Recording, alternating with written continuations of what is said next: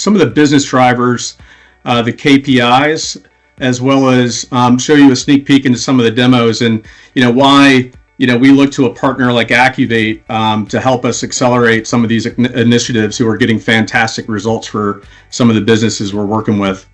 But when we talk to different manufacturing enterprises, we have to take a step back and we have to look at the macro. And this requires businesses to constantly innovate in response to supply chain disruptions. And we have to look at, the strains on the workforce and growth fluctuations, in times of, the good and then the bad.